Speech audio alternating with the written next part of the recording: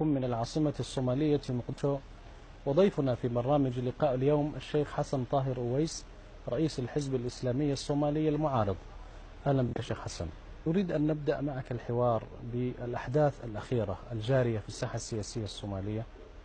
وكما تعلم أن الحكومة الانتقالية وقعت اتفاقية مع جماعة أهل السنة والجماعة، وهي جماعة صوفية تحارب المعارضة الصومالية الحزب الإسلامي وحركة شباب المجاهدين. كمعارضة صومالية كيف تنظرون إلى هذه الاتفاقية التي وقعت في أديس أبابا؟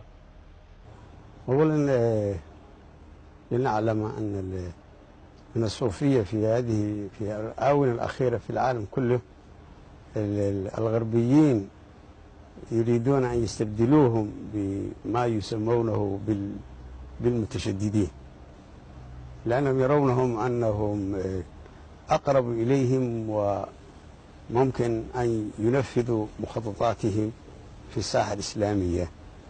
هذا شيء آخر، العدو مهما كان، يعني إذا كان مثلا فشل في مخططه الأول فلا بد أن يصنع أخرى حتى ينجح فيها أو يقف أمام المد الإسلامي الكبير الذي حدث في هذه المنطقة.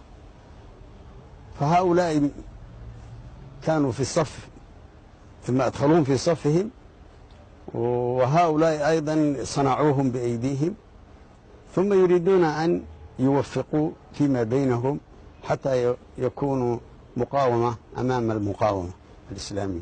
لكن تعرف شيخ حسن أن لهذه الجماعة الصوفية لديها من القوة العسكرية التي استطاعت أن توقف مد حركة شباب المجاهدين والحزب الإسلامي في الأقاليم الوسطى، ويقول البعض أن هذه الاتفاقية سيعطيها قوة ومنعة ويعطيها حفز للمضي قدما في حمايتكم من هذه المناطق، خاصة الأقاليم الوسطى في الصومال.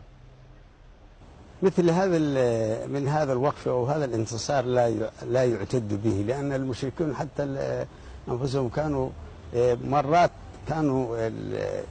يغلبون على المسلمين، مثل غزوة أحد، ولكن والعاقبة للمتقين إن شاء الله تعالى، فلا يعتد بهذه. هؤلاء يعني ليسوا بشيء، لأنهم أولا صوفية، ما نقول صوفية، إنما هم عملاء للعدو أصلا، وعادة مثل هؤلاء كانوا موجودين حتى في أيام المقاومة الأولى في الصومال، مثل محمد عبد الله حسن، كانوا أيضا في صف العدو، ولا يعتد هؤلاء، يعني لا يقال كل الصوفية، ولكن بعض العملاء من الصوفية، يعني بعض العملاء التي وضعهم العدو على قميص الصوفية، إنما الصوفية كانوا يقاتلون أيضا العدو. وما هو العلاقة بين هذا العدو الذي تحدث عنه أهل السنة والجماعة الصوفية؟ هم جماعة صوفية صومالية. لا، هم مصنوعون لأن هؤلاء أيضا مثل الشريف وعبد الله يوسف كلهم مصنوعون من العدو، والمصنوع من العدو مثل العدو، كما هو في مقرر في إجماع المسلمين أن الذي يدخل في صف العدو ويحارب المسلمين هو مثلهم، لا يختلف فيهم شيء. لكن شيخ حسن، الاتفاقية تنص على أن تحصل جماعة أهل السنة عدد كبير من الوزراء، 5 وزراء نواب للمناصب العليا في الجيش والشرطة والمخابرات. كل هذا ألا يخيفكم؟ ألا يقلقكم؟ لا، هؤلاء ما دام ضعفوا يريدون أن يستقووهم، فأرادوا أن يقطعوا لهم قطعة كبيرة حتى يقتنعوا، وكانوا أيضا ممانعين لهم، فأراد حتى يستقووا بهم وأعطوهم ما أعطوهم.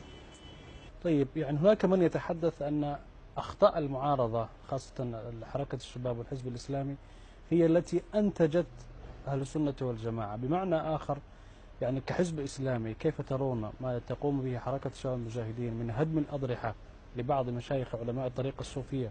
هذا حدث في مناطق جبة.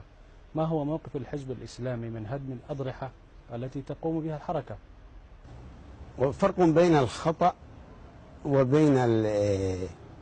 وبين الأشياء شرعية إسلامية متفق عليه، ربما تحدث أخطاء في كل من يتحرك، وخاصة الإخوة الشباب ممكن أن يحدث بهم، وأيضا أشياء ربما نحن أيضا ننقمهم، ولكن هذه القضية قضية إسلامية متفق عليها، لا أحد يختلف فيها، لا اختلاف فيها. هدم الأضرحة واجب إسلامي. أقل كتاب أو أصغر كتاب في الساحة الصومالية وهو أبو شجاع هذا ينص هذا، يعني أصغر كتاب فقهي ويعرفه أو المبتدئ ينص هذا، أن القبر لا يبنى عليه ولا يجسس. يعني معنى ذلك الحزب الإسلامي موافق بهدم الأضرحة؟ موافق 100%، ولا أحد من المسلمين يختلف على ذلك إلا المغرضين من جهة العدو أو من الجاهلين الذين اعتادوا أشياء لا يعرفون من الشرع شيئا. طيب